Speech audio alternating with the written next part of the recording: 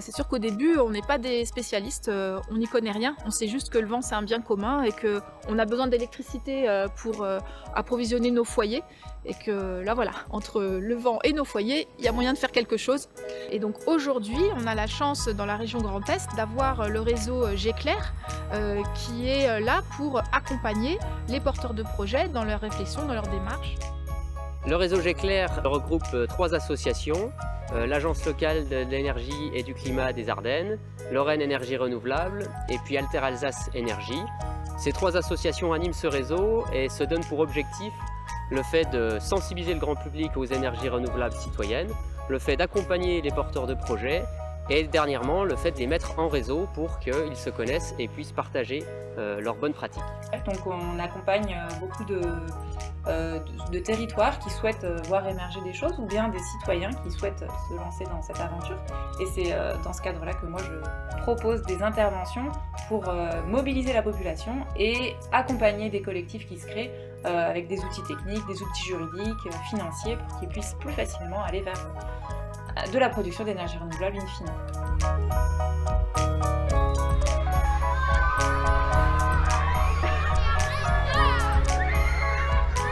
La place des citoyens est fondamentale. Je crois que c'est vraiment une des valeurs principales du concept Centrale Villageoise.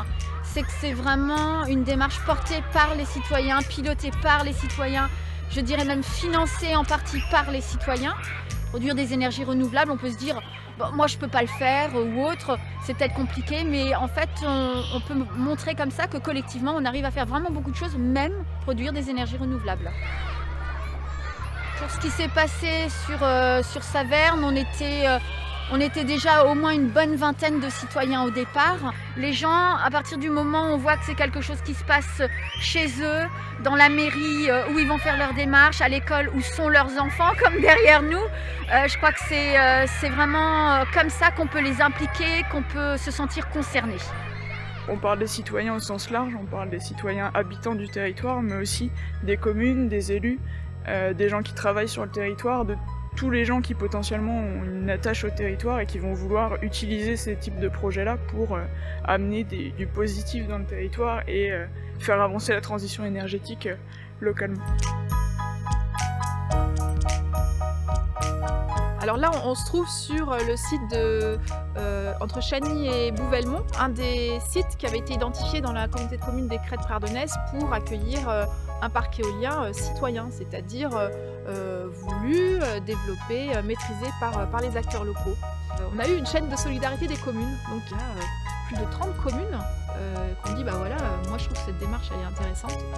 Mais ce qu'il faut voir aussi, c'est qu'avec ce type de projet et ce parc, il y a aussi tout le travail que ça génère pour des professionnels autour.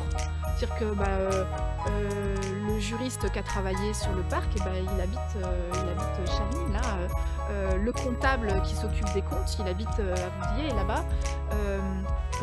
Les panneaux d'affichage, etc., ils ont été faits par l'entreprise Keller qui est à Poitéron.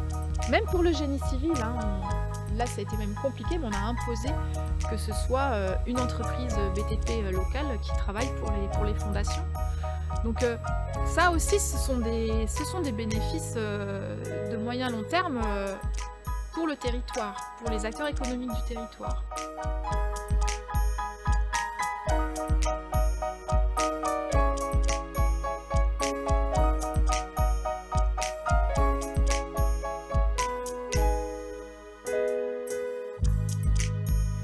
Les projets citoyens s'intéressent particulièrement à la production d'énergie renouvelable, qu'elle soit par l'électricité ou par la chaleur. Une énergie renouvelable est une énergie que l'on considère inépuisable à l'échelle humaine. Par exemple l'énergie solaire, l'énergie hydraulique, l'énergie du vent, l'énergie du sol, la géothermie, et puis par exemple le bois énergie et toute la biomasse qui permet aussi de produire de la chaleur ou de l'électricité. Hydro-Épinal a été construit à côté de la Moselle pour utiliser la force motrice de l'eau à la fin du 19e siècle. Alors cette coopérative, elle est née en 2010, juste après la crise financière. C'était la volonté d'un certain nombre de personnes de placer leur argent de façon utile et éthique. Alors, si vous avez envie de vous lancer, mais faites-le, il faut le faire à 100%. Je crois qu'on en retire énormément de satisfaction.